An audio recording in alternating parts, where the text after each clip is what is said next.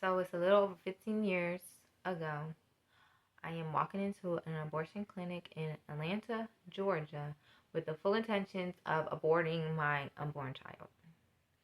I am gathering the paperwork, sitting down, filling it out, and it's asking me questions like, do you want to see the baby while we do the ultrasound? And I checked no because I do not want to change my mind. See, I already had one baby, and it was a beautiful baby girl. She was about a year and a half.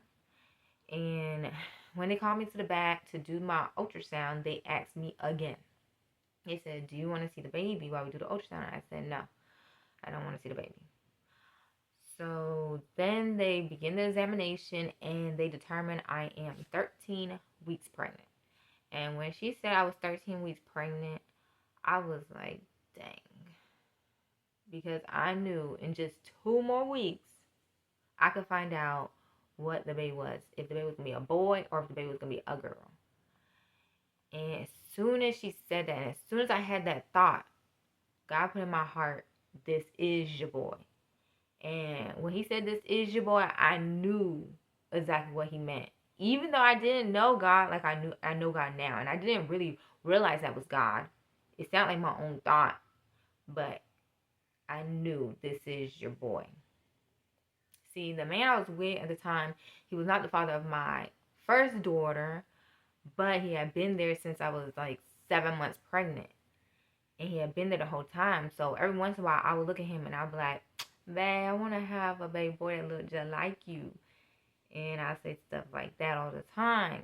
So when God was like, this is your boy, I was like, dang, I can't do this no more. So I had to walk out of there. And I went to the car and was talking to my man who now is my husband, but then he was just my boyfriend.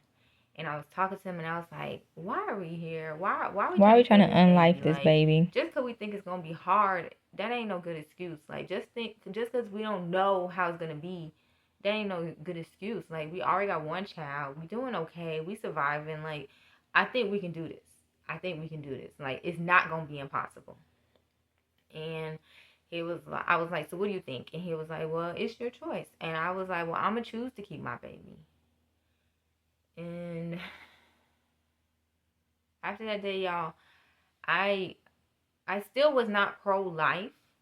I just knew that for me, I didn't want to abort any of my children. And like a couple years down the road, I'm pregnant again with my third child.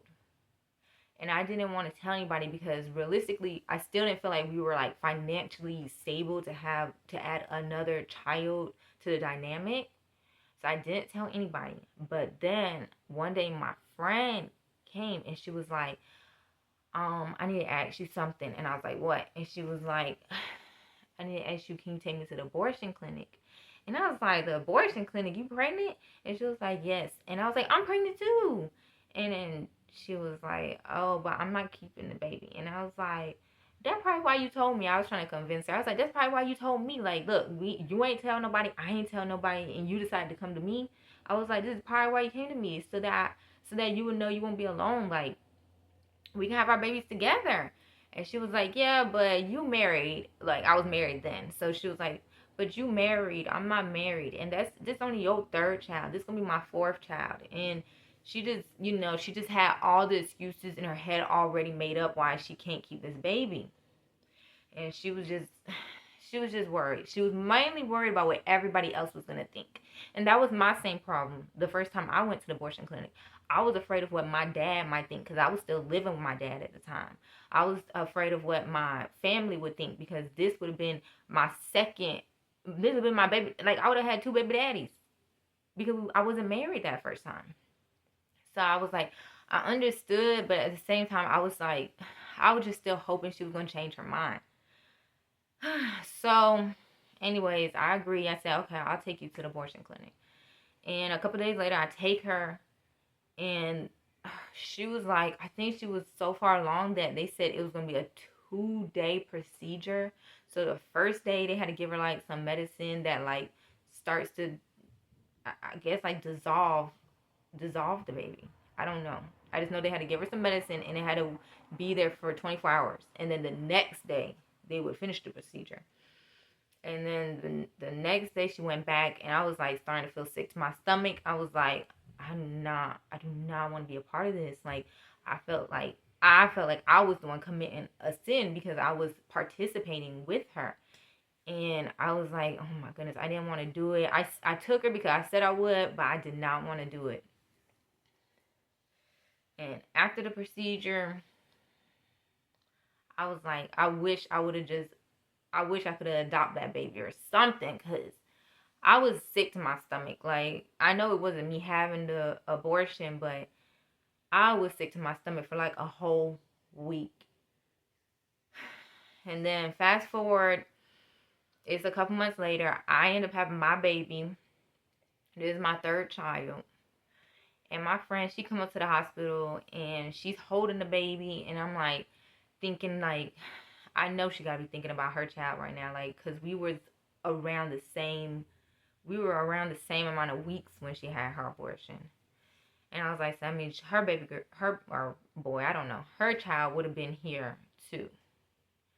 And I was like, I know she probably still thinking about that baby. And it just really made me sad. And it's still hard. Like, when I think about it, it's still hard. But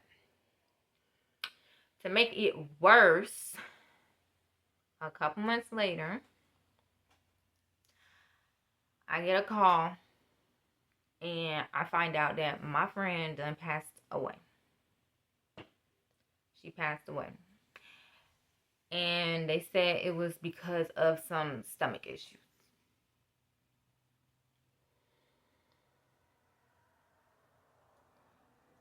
And she had to leave behind her children. She had 3 children.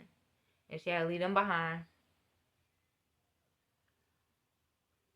But the only thing I could think about is, like, at least she's gonna go be with her other baby.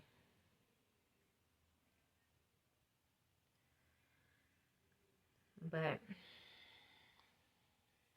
y'all, I'm telling y'all this story because I'm hoping it'll get somebody to just think about it and reconsider. Like, if you're thinking about having an abortion, I just pray right now to God that you'll reconsider and you'll really think about it. Like, think about the real reason why you're doing it. Are you just scared? Are you scared of what other people are going to think? Because who cares what other people think? Like, just worry about you, your baby, and what God thinks. Like, God is going to be proud of you if you keep this baby and have the courage to keep this baby.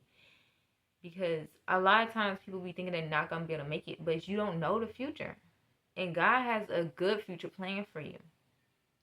Okay? I'm not saying it's easy to keep the baby, because babies are a lot of responsibility, but the bigger the responsibility, the bigger the blessing. And if I'm talking to the Christians and the believers, like, if we can't even choose life as a Christian, as a believer, as someone who knows God loves every child, as someone who knows that God has formed each child in their mother's womb before they were even born. Like, God knew these children before they were even in your mother's womb. And if you can't choose life, how can you expect the world to choose life? Like, we are supposed to be the example. We're supposed to be the example for the world. So we gotta choose life. I just want y'all to think about it. God bless y'all. Godspeed, my loves. Godspeed.